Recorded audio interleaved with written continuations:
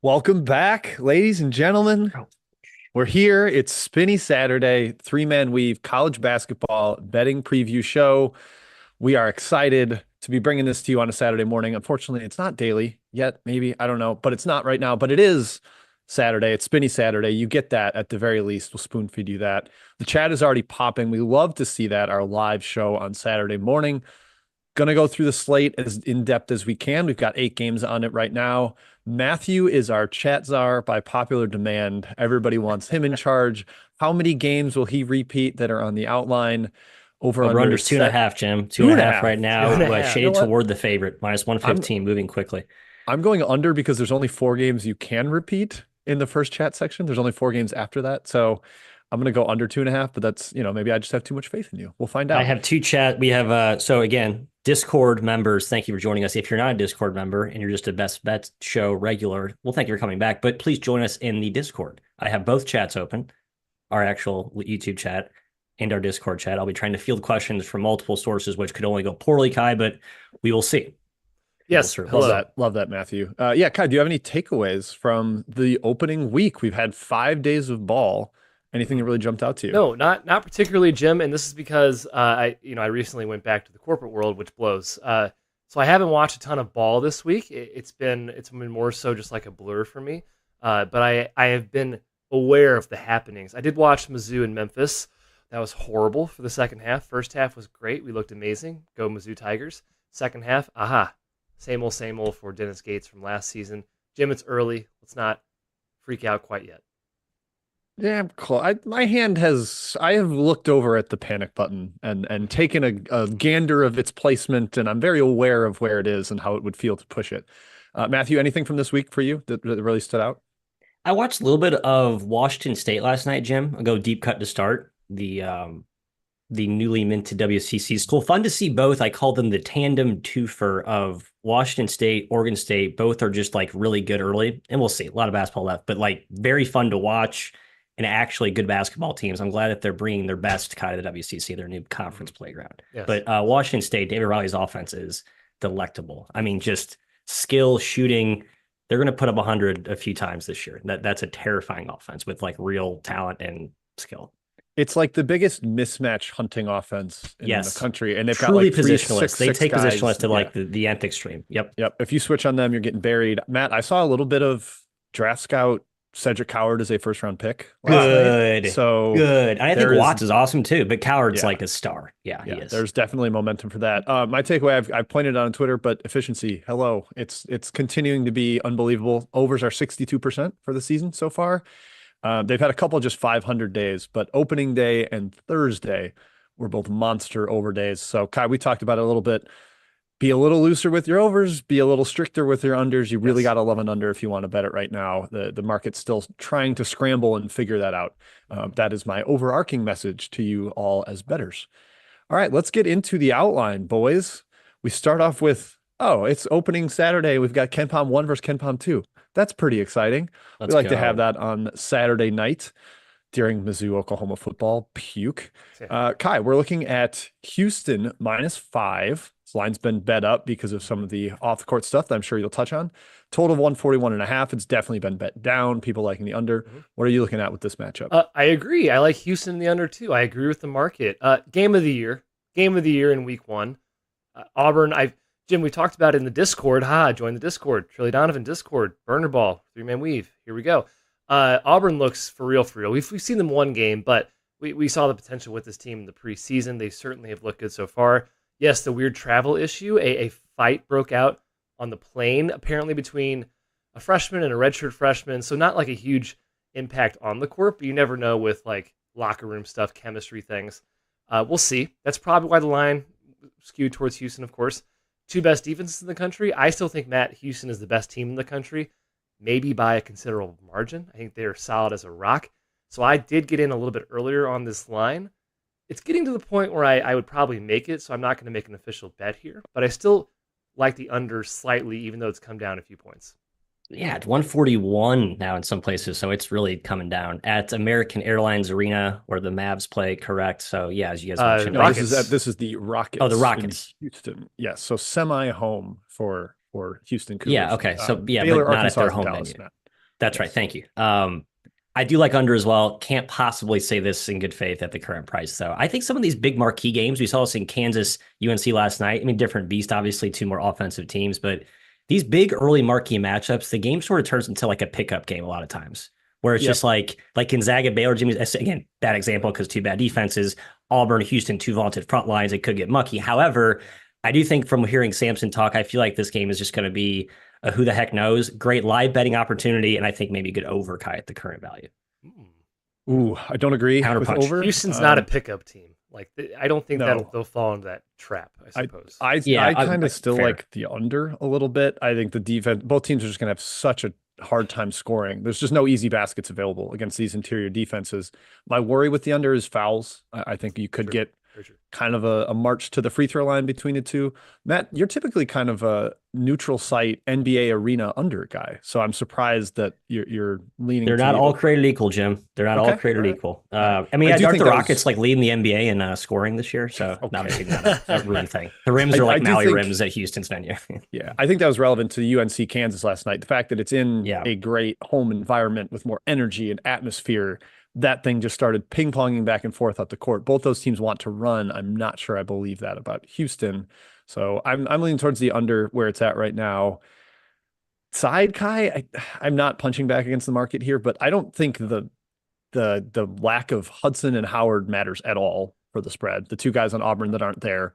The only thing that matters with that is, they got in late last night. Does the travel kind of upset them and just disrupt the rhythm and the preparation for it? Maybe there's something there, but I'm going to sit on the side. I think the market has corrected it to almost exactly where it should be. Next up, now we go to Dallas, Matthew, where the Mavericks play. Baylor and Arkansas, another one where the market has expressed a very concerted opinion, a direct opinion. Baylor been bet up from 2 to 4. The over has also taken some money here. People looking for that Baylor bounce back, Matthew, after they got maybe a little devalued from the mega blowout at Gonzaga, a game that really felt like it just snowballed in the second half. Like, it's all going wrong, just whatever. I don't think Arkansas's offense is refined enough to take advantage of the Baylor defense the way Gonzaga did with all that continuity.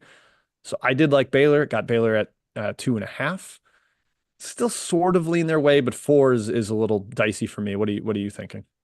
Right. I think if it got to 5, I maybe would take Arkansas just because I don't think these really close, hotly contested games should be over 5 or either direction. In my opinion, you just don't really know. I'm with you, Jim. You watched the Baylor defensive meltdown closer than I did. I think Gonzaga was a big part of that. And you're right, Arkansas, even though we saw Nelly Davis come back and play better, they don't seem to be a cohesive unit. Lipscomb made that big run at them late in the second half, I think. Obviously, Lipscomb's a tough mid-major thorn in the side. Arkansas, I like the value, Kai, at 4 or 5, just not enough to bet it. Another game I'm really torn on here. Again, these big marquee matchups early in the year, like it's still November 9th on neutral sites. If anything, I'm just like, maybe I'll just throw a money line sprinkle on whatever the +4, +5 team is. I just think the variance is so high in these games. I think the line's gone a little too far. I agree it's a big bounce back chance for Baylor, but I'm still a little skeptical on Baylor in general after the assistant turnover, John Jacobs going to FAU. The offense, it's been one game, but it didn't look very good against Gonzaga, a team that we didn't think had necessarily a vaunted defense by any means. And then, of course, the defensive end for Baylor is still a concern. And Nelly Davis, I watched a little bit of the Arkansas Lipscomb game. Lipscomb's a really good team. I wouldn't fault Arkansas for letting them hang around. Nelly Davis looked pretty up to speed for Arkansas, and that was a worry, him being a little bit out of the lineup in exhibitions, coming off the bench. Boogie Fland is legit, their freshman guard. They have plenty of size to combat whatever Baylor has. At 4, I actually lean towards Arkansas. I'll think about punching back at the market. You're such a Calipari apologist, Kai. Yeah, you are. It's more kisses shoes. Baylor. You just love him. Yeah. Tyson Chicken. He's in bed with all the big wigs there. Yep. Yeah. I like Baylor. The Gonzaga matchup was tough. A team with a ton of continuity, veteran, that basically have all played together except for Caleb Battle. That wasn't great for where Baylor's at right now. I think Arkansas is a little more disjointed, kind of trying to figure things out themselves. And we saw that in the Lipscomb game. I think Baylor gets the bounce back here. But again, 4, I would go small if you're wanting to back 4. Next up, Tennessee at Louisville. I saw a question in the chat from Will Jones about Baylor first half. This is one, Matt, where I kind of do like first half, and that would be on the Louisville side. I think you ride the crest, the wave of emotion of the Yum Center finally hosting a big game with a chance to win. Tennessee's got some issues of its own. Akpara and Estrella are banged up. They're big men. Maybe they're not 100%. I think there could be just a little bit of shock factor for the Tennessee guys that aren't Ziegler and Meshack that have been here before. And Louisville's just going to spread them out, run them, ride the crowd. I lean towards Louisville here, but they've taken money -3, -2. Where do you see Louisville, Tennessee? Yeah, I'm all over Louisville here. Fun market tug of war. I saw it got to -2, -2.5, but then some people came back on Tennessee, which does sort of make sense. KenPom Two and has a half Tennessee now. favored by 2. Right, or KenPom has Tennessee favored by 2. It's just like the biggest game in Louisville's basketball ecosystem in, I don't know what, 5 years. Like there is no way this crowd's not awesome. I just don't feel. I know you have a veteran point guard in Ziegler going on the road that you feel as a Tennessee fan or a Tennessee better in this case, like it's a calming presence to, run the offense. But we saw the offense not look super delightful, Kai, in their opener. So I think maybe that's exposed. Now you could counter, does the physicality of Tennessee expose Louisville up front? Very, very, very possible. But the way Kashawn Pryor played in that first game, I think he is obviously he's skinny, he's lean, he's not going to get in a boxing match with these guys, but he's big enough, I think, to hold his own. I don't think this is a bloodbath up front, and I'll take the Louisville home crowd, mojo spot, all that stuff to basically win the game. Yeah, I like the Cardinal. Yeah, Cardinals. I still think Tennessee's better, but I do feel like this is kind of Louisville's game. They're super deep. I mean, it's like Pat Kelsey at Charleston. He can play 10 guys pretty easily. And the crowd, you guys mentioned, will be re-engaged after last couple seasons. It's really hard to judge Louisville. I still don't know what they are after their first game. Moorhead is bad. So I don't care that they beat Moorhead. They made nothing. Yes. Kai. They made nothing. I don't care that they beat Moorhead by 40 or 50. But this team can be electric on offense. Let's see what they do against a real defense. Now, Tennessee's defense, Jim and I were speaking, I can't remember where the heck we were speaking, maybe probably on our podcast, but it doesn't seem quite as dominant this year because, Jim, they subbed out some of their great defenders for some maybe better offensive pieces, but not the level of defender that Barnes has had at Tennessee the last couple of years. So this is one where, again, I feel like the market was probably on the right side, but it's gone a little too far where I can't support it. Yeah, I mean, if you spread the court, I think you can take advantage of Lanier and Milicic, and I think Louisville can find some success there, get some open shots. And then the other end, yeah, the weakness for Louisville's defense is, do you have enough interior strength? Can you handle post-ups? Do you have enough shot blocking? Tennessee's not going to throw it into Felix Akpara. Like, that's not his game at all. Right. He's not it's not a Hunter Dickinson type threat in the paint. I feel like the matchup's actually kind of okay for Louisville. And I just think Tennessee's going to look a little bit wonky early. They lost at home to Indiana in that exhibition. They gave up 56% shooting inside the arc to Gardner-Webb. I don't think they're really all the way there and have fully gotten assembled. Now you go into a lion's den, a snake pit like Louisville's going to be today, and I do lean towards the Cardinals. All right, last one before Chat Mob Section 1. Get your questions in if you have not yet. Northwestern at Dayton. Kai, wow, I was really impressed with Northwestern's opening day effort. No Brooks Barnhizer, no problem at all. We saw Lehigh play with Georgetown for 40 minutes, and Northwestern just pulled them apart like slow-cooked pork, just destroyed them. Dayton was all right in their opener. I think closer to what we think they are, but Dayton laying 4.5 now at home, another going to be fantastic environment, one we saw last year in February. What are you looking at with this one? Big test for Dayton. I'm a little surprised they took money. Maybe it's Barnhizer, not knowing if he's in or out of the lineup.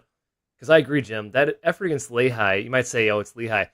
Lehigh could be really good this season, relatively speaking, for a mid-major team. They did almost beat Georgetown. And I think Northwestern's pretty good, man. They're still a scrappy bunch. If Barnhizer's back, I think they're a pretty good team. Dayton, it's much more by committee this season. There's no Deron Holmes. They maybe are a little bit more diverse in how they can score this year. I think like 5 or 6 guys were close to double figures in their first game. I think Northwestern Matt can take away Zed Key. I don't think Zed Key is going to be a huge factor in this game like he can be against a lower major team. I think they can bother Posh and Bennett in the backcourt. Maybe Malachi Smith is back for Dayton to his true form. I think he's still ramping up a bit. The home floor, Jim mentioned, is great for the Flyers, but I lean towards Northwestern at 4 and 5. At 5, I agree with you on Northwestern. The under, I know we just basically cautioned against betting unders given the efficiency, record-setting pace. This feels like an under to me. Yeah. Just like slow, grind it out. Both teams are going to, I think, be willing half-court participants. I think they're both better on the defensive end than the offensive end this season. Dayton, maybe not. I guess we'll find out. With Posh and Zed Key are sort of the volatile bookends there that are going to determine what this identity of this Dayton team is. I still think it's a more defensive-minded team. I do like the under. I guess correlated with that, I'd probably lean Northwestern, but nothing strong. I can't believe Northwestern beat Lehigh by like 1,000,000 without Barnheiser game one. I know. I mean, that was impressive, but also concerning if you're looking to back Lehigh here. But I do agree with you on the Lehigh point too. Yeah, the freshman class for Northwestern was great. Wyndham, Yeah. Sharavino. I'm just going to call him Sierra. That sounds, that's what I'm going with for him. But the freshman class looked good. You've got the interior with Hunger and Nicholson. Journalism Matumbo's back, Kai, swatting shots in there. Mm-hmm. He could give Zed Key some problems. Obviously familiar with him from the Big Ten days. Key has played Northwestern before. I lean Northwestern too. I haven't been super high on Dayton, and it seems like Northwestern actually is better than I gave them credit for in the preseason based on one game sample, but I don't think I was giving their freshman class enough credit, and those guys looked really good. Martinelli seems like a monster. He progressed a lot late last year, so lean towards Northwestern there. All right, Matthew, chat mob section fired up for us. First of the season. Let's do it. Let's go west to start us off, Jim. Matty Akers with a 2-pack. UCSB at Portland. One of, I say, many, probably 5 or 6 games where you have some real injury question marks with a bad-ish team that's at home and a interesting money line dog spot, if you will, here against a much improved UCSB team, Jim, the Gauchos, looking to bounce back after last season. What do you see here? UCSB is infinitely more talented. I think it's like a complete one-way street in terms of talent. Portland's really young. They went the freshman route this offseason. I'm nervous for them. I know Vukasin Masic is maybe the big injury concern there for Portland. They need him out there. UCSB could look a little, not all cohesive early on. I think Pasternak's offense is better the more time the guys have together, and there's a lot of new pieces there. But I lean UCSB, Matthew. I just don't think Portland is ready for this. Market agrees, up from 5.5 to 7.5, and I think Masic is not supposed to play today. So we will see on the Sea Pilots. Kai, Matty Akers, Wright State, Miami, Ohio, Maction. I thought Miami laying 4 or more was a little bit too rich, even though they had an impressive opening day win at App State. I feel like this is maybe not a flat spot, but against Wright State, I don't know when in our lifetime Miami's been laying points to Wright State at home. It does feel off. Yep, and I was a coward and didn't bet Miami of Ohio despite my numbers saying I should against App State because I don't trust this team. I do not trust Travis Steele whatsoever. I certainly don't trust him laying points. This is not the Wright State team of old, but I still think they can be pretty solid. I got in at 4.5 on Wright State. At 3.5, I still kind of lean their way. If there's a 4 out there, I'd still probably make that a bit of a bet. I do lean towards Wright State. Jimmy to Texas. Go ahead. They're airing the Ben remembrance piece on game day right now, and I just paused it so that I can go back and cry after this. Yes. Good dog. I'm gonna bawl. A good dog. Yep. Yeah. Good dogs. All right, Matthew, go ahead.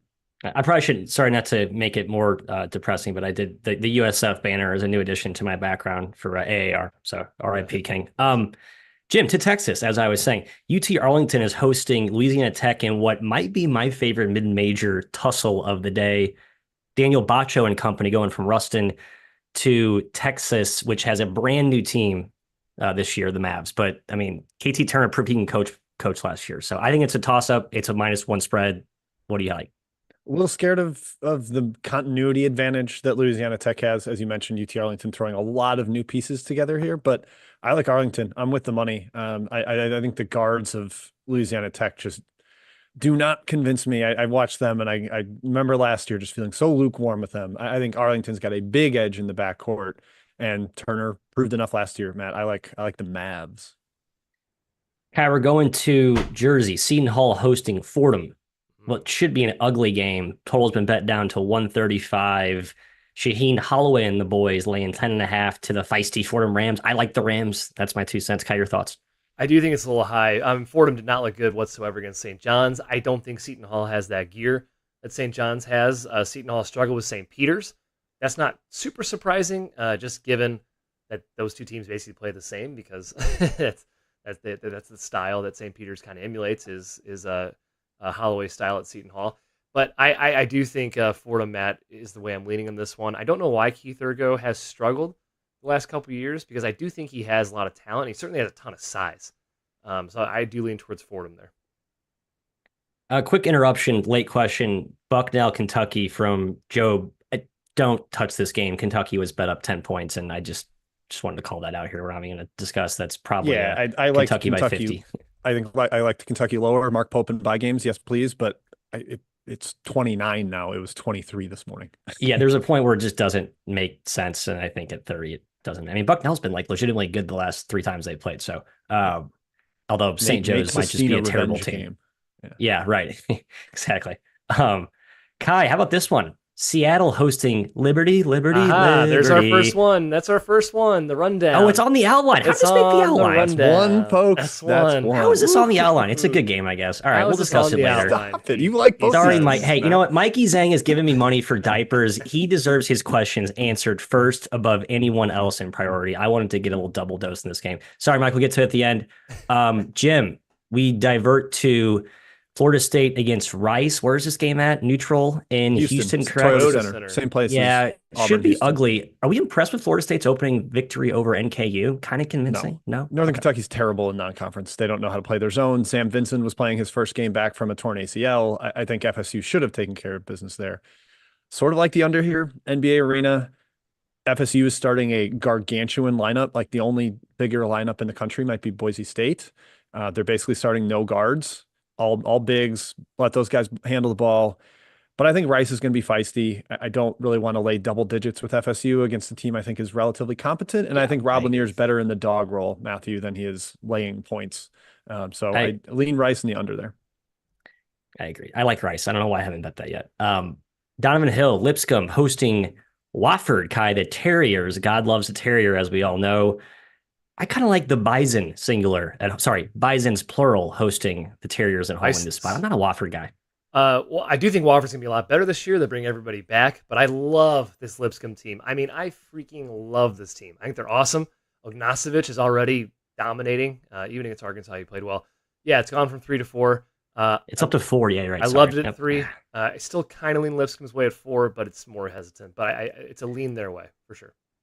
Yeah, I don't like the Wofford vibes with Cormier. Like, I'm going to sit late out transfer and leave. stuff. Yep. Yeah, you lose a 50% 3-point shooter. Oh, that's not great. Cormier left?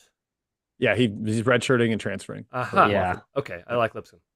Yeah. There you go. That's what being in the corporate world, you don't catch everything anymore. That's the problem. Hey, Northeastern lost Turner, and they smacked whoever the hell on opening night or something. I don't know. There's been a lot of these that left LSU, but those are different cases. Yeah. We shall see. Maybe it's a good thing. It freshens the chemistry in the room.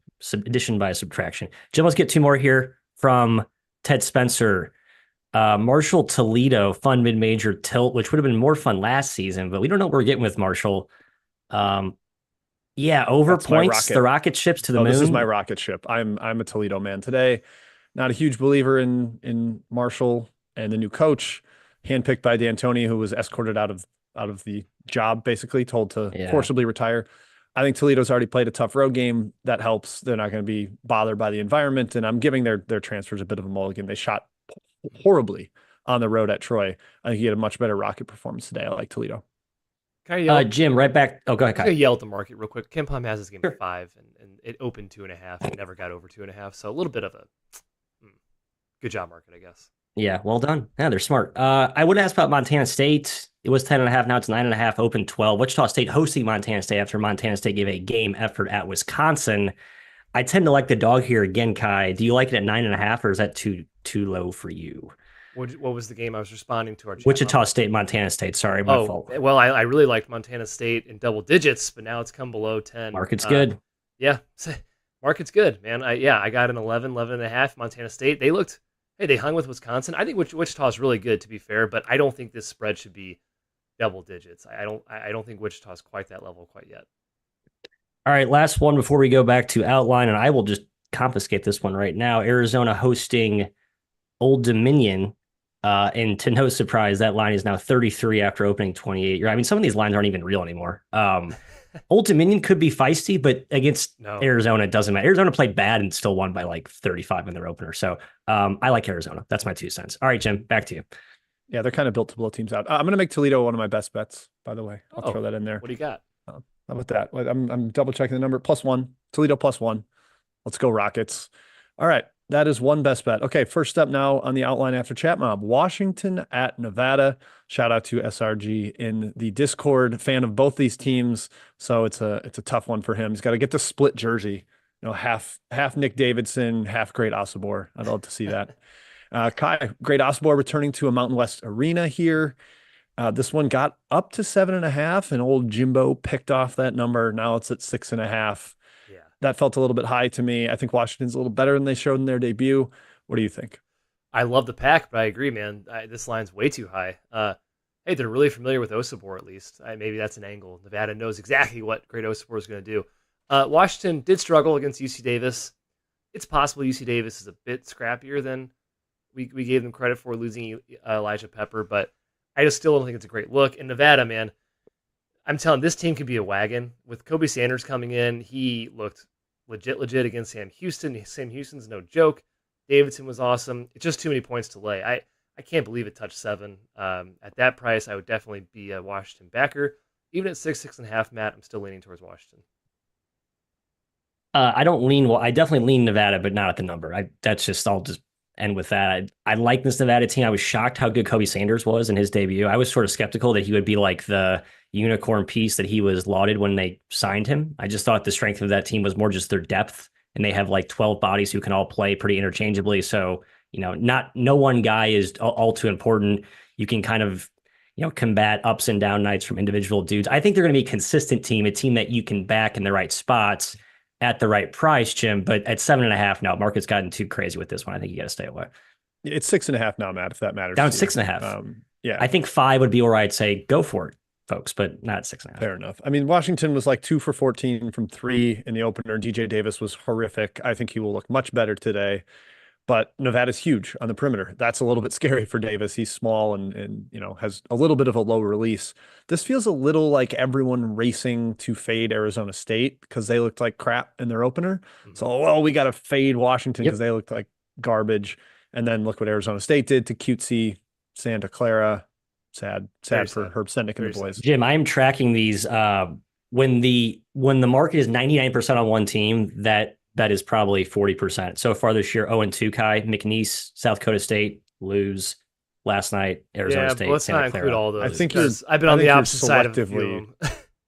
No, I'm cherry picking. I'm counting. My theory holds as I define won. USC won against Chattanooga. There's a lot of examples where I'm talking like 3-4 point moves though, like 4 like big moves. Yeah, you're right. Like there haven't been that many. I think the market's been very good this year. Market's usually good. Agreed with that. No, it was bad last year. It's good this year. Yes. All right, Memphis UNLV. Matthew, Penny Hardaway and the boys in Sin City. What could go wrong? What could go wrong? I'm desperately hoping we get some crazy off the court story for the Tigers. Yes. It has been 3 days since Memphis's last nonsense. It's about time we get one of those going. The Tigers look really good when they crank pressure. They kind of came back against North Carolina in the exhibition. That's how they beat Mizzou. Full court pressure. Got steals, got layups in transition. Can you press Deaton Thomas, though? He's a beast. He's a great point guard, steady hand for UNLV. I know there are questions about his health with the ankle, but he was great in their opener.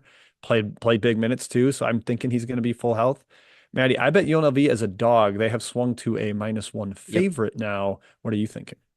Yeah, it sounds like he's a full go today. I thought he was going to be out for a couple of games, but it sounds like that was a good prognosis. Because, they need him. I think that's what Memphis' bread and butter is. You're right, Jim. The defensive pressure on the road may not be as effective as it is on your home floor in a raucous home crowd where you maybe have a slightly more friendly whistle.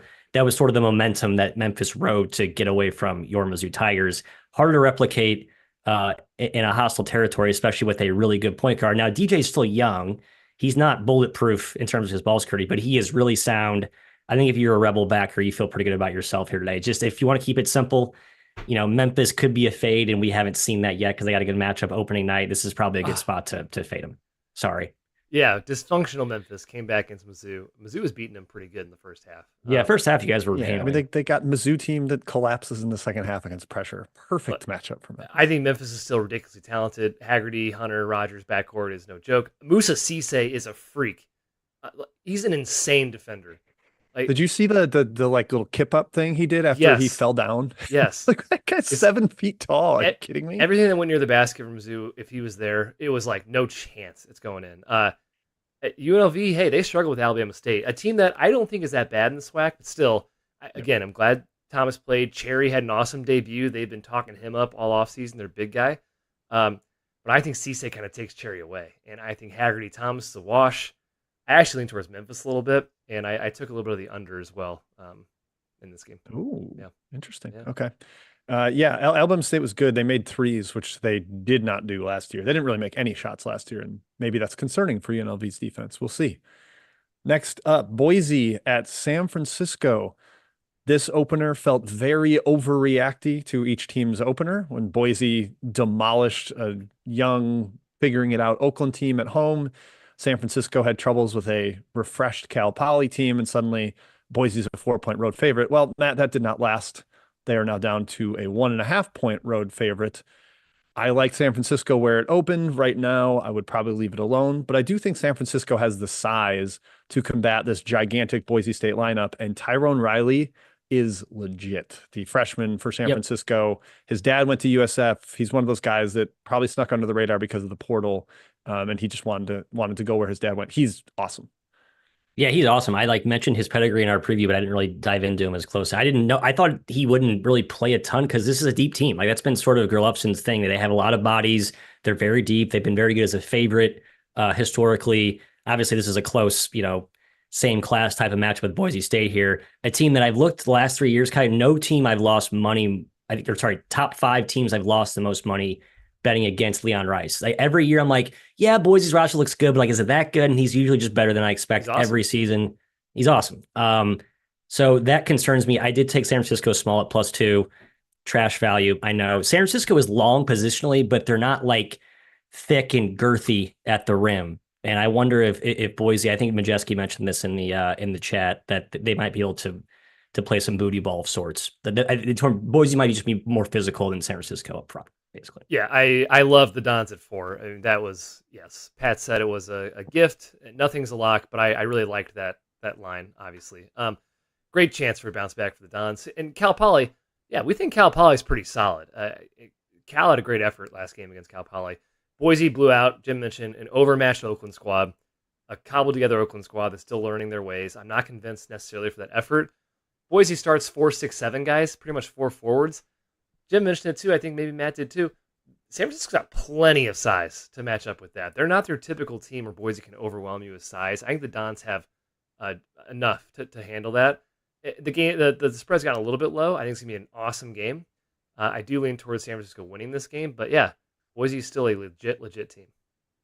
Yeah, I'm trying to figure out how much I care about Ryan Beasley missing the opener for San Francisco. He's the WCC Freshman of the Year last year. Obviously, I just think Riley just replaced him. And that's exactly it. Like, oh, well, you're instead playing a 6'6" lefty wing that can score inside and out. Is a mega athlete. I'm not overly worried about it because of that reason. It actually probably helps in this matchup because you don't want a tiny little guard that Boise can pick on and just put in the post bury with booty ball. So did Beasley get hurt last game?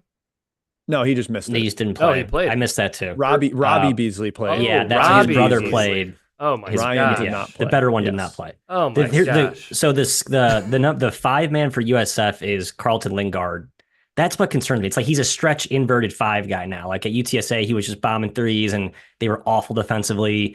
I think Boise, if Leon Rice is smart, can maybe attack that. But I am a Don guy today, so talking out both sides of my mouth. Good. Yeah, Matt, come on. Don't give Leon Rice hints. You know he's watching. We don't want him game planning against us. Also a Discord member. Yep. Tanner, 4, 6, 7 guys plus at least 6, 7 is what I meant. Not 4, 6, 7 guys. Well, Matt, maybe San Francisco pulls out Gigi Berria, the former Georgia Tech guy, 7'2", 250. I just saw him in all their huddles and was like, man, it's crazy that guy doesn't even play. 50 or 7'2" guy, but break in case of emergency, perhaps. All right, last game on the outline. Matthew hinted at it. I know Mike Zhang asked about it. Liberty at Seattle. Long travel for Liberty, but they have been off since Monday, so not too crazy there. Seattle struggled with Eastern Washington in the opener. Kai, I was mega impressed with Liberty in their opening game. The size really showed up. Owen Aquino, the JUCO transfer, blocked everything. Enan looks like a legit piece for them. Yeah. They've got guards that can make shots. Moffmer was a beast on the wing. I watched that game. I did not watch Seattle, so that left me leaning towards Liberty. But the travel kind of spooks me, and a bounce back performance in a home opener spooks me for Seattle. So I am staying away. I'm a little lower on Seattle this year, but they're always a scrappy team and kind of tough to figure out game to game. Kobe Williamson, out game one for Seattle. He's a pretty important piece for them. He does Very important. a little bit of everything. That kind of flew under the radar, I think. I don't know if It did. what his status is. I love this Liberty team. They're always good on D. Their continuity is great this year. And Jim mentioned they added Isaiah Enan, who is a power conference player from Minnesota. Seattle shooting is a concern if it's real. Against Ewash, they were 12 for 22 from three. I'm not really buying that as the level, but apparently they can shoot a little bit. Obviously, Liberty packs it in, the Tony Bennett-esque style of defense. But I like the Flames in this one, or I lean their way at least. It is kind of a toss-up game with the travel. If Kobe Williamson's out, though, I think it's Liberty's game. Agreed. I guess with Matthew Alexander Moncrief, that should be a good backfill. I mean, he's objectively probably more talented, but probably not as proven as a player. That's big, for sure. Strong body up front. And I think the key guy for Liberty, a lot of hype in our Discord, Owen Aquino. I'm not sure how you pronounce it. Not just in our Discord. I just gave him hype 2 minutes ago on the show. Yeah, Jim just hyped him up. I'm going to hype him up again. He is a beast up front. I watched the film of their Eastern Florida, I think is where he comes from. John Schulman, their former coach, now a D1 coach. He was the best player by far. Absolutely just pure post-up dude. And that's where Seattle is a little bit they're not very tall. They're pretty short. And I think without Williamson, that does kind of gut you of one more post defender. So that's the matchup I'm kind of honing in on here. The travel's weird. Liberty playing all these weird non-conference games. I think it's the first time they've really traveled so extensively after moving to CUSA last season. And obviously a great spot for Seattle, Kai, coming off of a loss. They shot 12 of 22 from three and still lost, so I hate that. That's tough. Their defense was gutted by a Dan Munson team. I don't love that. Liberty's got a lot of continuity. This is a very well-oiled machine, I think, already. Yeah, they just throw it into Cleveland. I like Liberty. Okay, yeah, good workshop there. I like Liberty. Good. Glad we talked it through. Couple time zones. The only issue. Couple time zones. A couple weird travels. FIU to Southern Utah is a bizarre travel today. Kennesaw State out to Cal Baptist. Kenny to Cal. Might get brought up later. Matthew, back to you, Mr. Chatzar, section 2 here. Let me get two more in my hopper here. Actually, Jim, let's start right there. Cal Baptist, Kennesaw. First question from Eric B. I know you are a Lancelot, I believe, right? Yep, I'm Lansing. This is my other best bet of the day. Cal Baptist minus 10.5. Kennesaw started 3 freshmen in their opener. Now they go on the road 3 time zones away. I think that's shaky for a road opener for a team that plays up and down, fastest tempo in the country last year. Pretty prone to blowouts with young guys that aren't going to be great at transition defense. Cal Baptist is super well coached. I really like the roster. They faded last year when Dominique Daniels, the point guard, got hurt. But when he's in there, they're a terrific team. They've got size inside to punish Kennesaw. I love Cal Baptist. Matthew, give me that 10.5. Kai, how about Troy going to New Orleans? Kind of a weird game here. The Trojans smacked Toledo on their opening night debut. Now they travel to NOLA, which feels like maybe a tricky spot, but NOLA's pretty bad. I think Troy takes care of business, even though it's on the road. I thought New Orleans would be pretty bad, but man, they hung with Kansas State for at least a half. They did. And they end up getting forked. But I like Troy. I don't want to lay 12.5 on the road against. We see these weird road examples in SWAC games all the time where the SWAC team plays up. I can't think of many Southland ones at the top of my head where this is a situation. But yeah, I would not be eager to lay the points on the road. I'd probably just stay away this one. For any new listeners, Kai said forked, not the F word. Forked is what we say when a favorite pulls away late in the final 5 minutes and covers after the dog was in it the whole time. You're holding plus 20 and you're like, oh, good, we're down 7. Just kind of hang in there. And then you check again and you're refreshing. It's 25. And it's like, what was the one? Murray State got forked against Murray Pitt. State got forked. I know a couple people in the chat had Marquette. They were up 1 with 5 minutes left and won by 22. Forked. They just cascade of threes at the end. That's a fork. Yes. Jimmy, this is akin to another game I'm going to bring up later, but Canisius against St. Bonaventure, a big rivalry there in the Buffalo area. Canisius coming back from collecting a paycheck down in Tucson, got boat raced by Arizona. Now they come back and play a rivalry game on the road. Quotation marks, obviously not that far traveled, but should be a pretty good environment, I would think, at Canisius. I'm not sure Yeah, what the home court is. I don't want to lay points with Bonaventure right now. That offense is Yeah, bad. Market likes That's not a Canisius. team yeah. Canisius probably makes a little more sense as a dog. Also, I know it's an over environment, but Bonaventure might be just a stone nuts under team for a while. Like they Like the can't old score and Bonaventure their defense teams. is really Yeah, good. Yeah. very long. I buy that. Kai, I know we had discussions behind the scenes Mhm. about how bad is VMI this season. Helms is asking 10.5 as they are. I am now blanking who they're playing. They're playing Bellarmine. Bellarmine, yeah. Bellarmine. My number says take Bellarmine, but I don't think I trust Bellarmine quite yet. I think Bellarmine could still be pretty bad too. And yeah, I think VMI is horrible. They could be the worst team in the country or pretty close to it. I don't think Bellarmine's built to blow teams out, nor should you be laying double digits with Bellarmine right now. Where are we at here? Oh, by the way, I'm on VMI, so I endorse VMI. Just want to add that in there. Jim, Oh, Tarleton, Sam Houston, Texas Showdown. The Texans are notoriously feisty as a pup. They are in that spot today, getting 5.5 at home, where they're usually pretty strong as well. Freddie Hicks, question mark. yeah. Tarleton injury, question mark. Hicks didn't play, and I thought they were good as an underdog, but SMU from the opening tip just Yeah, it destroyed was them. not close. 34-4 run to start the game. Like Tarleton never had a chance. Matt, your boy Johnny Jones is gone. A terrific, terrific assistant. It's all Billy Clyde on the sideline now. That's not as exciting to me. But Sam Houston's kind of coming back from tough travel themselves here. So I lean Sam Houston, but not going to lay it. I think it's a bad omen that they had to bring Hicks back as a boomerang to play for the Clyde, who was coaching the year before, while all the players last year who were awesome and the coach got kind of shoved out. Like last year was the thing, and then that all went to by the wayside. Now they're trying to resurrect. I just bad vibes for me in Tarleton. Just my 2 cents. Um, God, do we have a Pepperdine against UC San Diego take? This was discussed behind the scenes. Pepperdine took care of business against Western Illinois, but it was a very good Yeah. spot. So now they're catching 8.5 on the road at the Tritons. Was it a good spot? I disagree with that. 2 straight years I've bet Western Illinois and gotten frustrated watching them play as they were horrible. Pepperdine, I don't know what this team is, so I don't feel comfortable getting involved in their games. I think UC San Diego is way better, so I would lean towards laying the points, but it's possible that Pepperdine has some real talent, that Teodorovich or whatever his name is, he absolutely crushed WIU and looked like an actually legit talent. So I would probably stay away till you know more what Pepperdine is. Yeah, I have no idea what that team is. I think their talent's a little bit underrated, but could still be an issue. Jim, we're going back west, or staying west, I should say. Grand Canyon hosting Western Kentucky. The Tops had a tough opening debut at Wichita.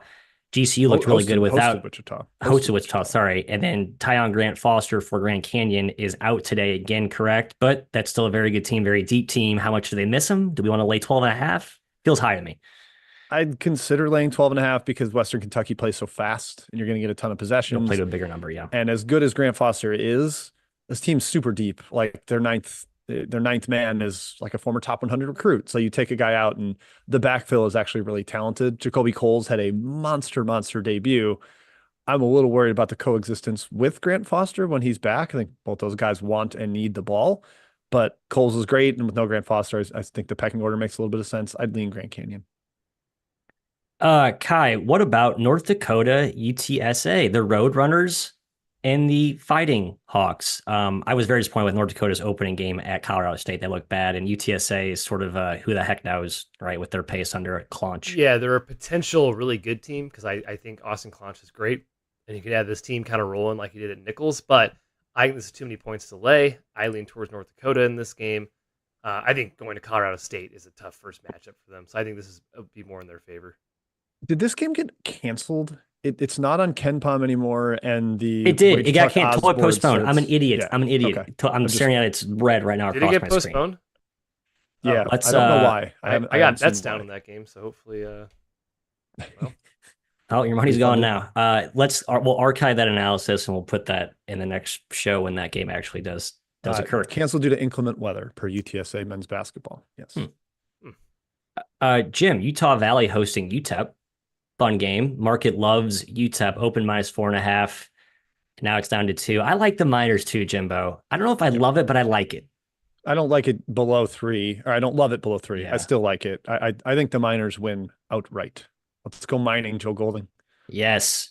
Kai, speaking of now, there's no good transition there. Columbia's hosting Delaware State, and Columbia, I mean, talk about a bad spot for Columbia if you're into that. Villanova come home now, you get to play Delaware State, which will probably have some junky type defenses. It could get a little dicey. That's my theory. 12 and a half. I kind of like the dog here, Kai. I guess I lean towards Delaware State, but not strong. I think Columbia is really good.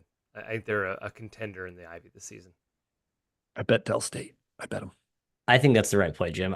Jim, how about Norfolk State hosting JMU, who looked way better than I thought they would in their debut against Ohio? Wire-to-wire victory there. Now they go on the road to Norfolk, where they are laying 4 points. Norfolk is a home dog. I got nothing here. I like both these teams a lot. I think both of them win their leagues. The numbers like spot on what I made it. Maybe go with the higher talent on James Madison, but I think Norfolk's really talented too. More from Murray State and a healthier Christian Ings. Yeah, I'm staying away. I like both these teams too much to do anything. How about this one, Kai? Vermont laying 7.5 at Merrimack. Wow.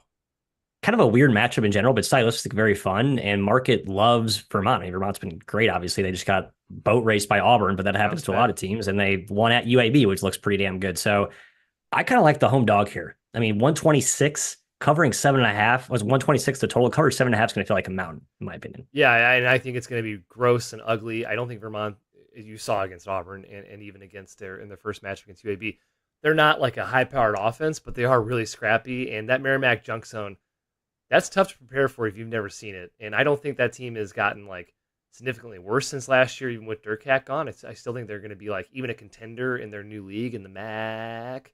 I would lean towards Merrimack ever so slightly, but it's about what I made it. So I honestly kind of just passed over it. Jim, last one. Southern Utah laying a touchdown to FIU. Now, spot, whatever, feels like you like Southern Utah. FIU coming off. They just played at Rice. Where they just play it? Rice. So on like kind of a little West Coast tour before they get back home. But man, like pound for pound, I think FIU is as talented as Southern Utah. Are they as well coached? I don't know. But like just talent-wise, like 7 points, I might just take the points.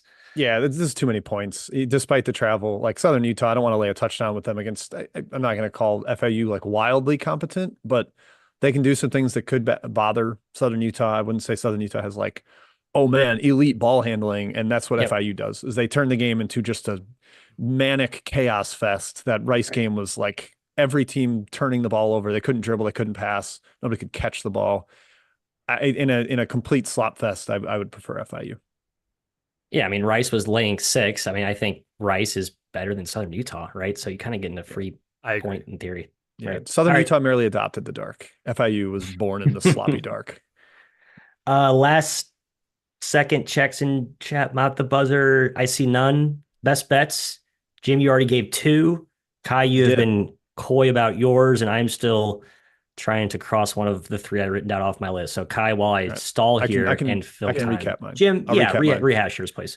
Cal Baptist minus 10.5, getting a young Kennesaw team flying across the country for their road debut, and then Toledo +1 at Marshall, just not that high on Marshall. I think Toledo looks better in their second game on the road.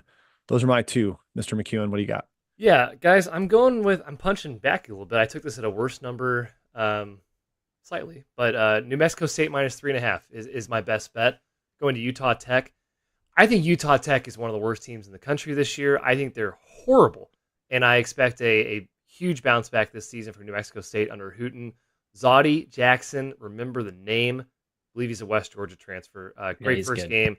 I think he's going to be really, really, really good. New Mexico State minus 3.5. I'll give you 2. I am going to take Liberty. I think that was a really good on-air workshop. I appreciate everyone's inputs and chat mob included. So I think we have a winner there. +1 or -1? I can't. Plus right now, I think. Plus. Good. I hope I don't need it. And then my second, another counterpuncher. I'm going to pick on the K-State Purple Kittens, who did not look super great in that no-law opener, as we discussed prior. Cleveland State getting 23. Yeah, they got killed by Michigan, but I don't think I don't think K-State is as buttoned up as Michigan right now. I'll just say that. So I like the Vikings +23 against the market.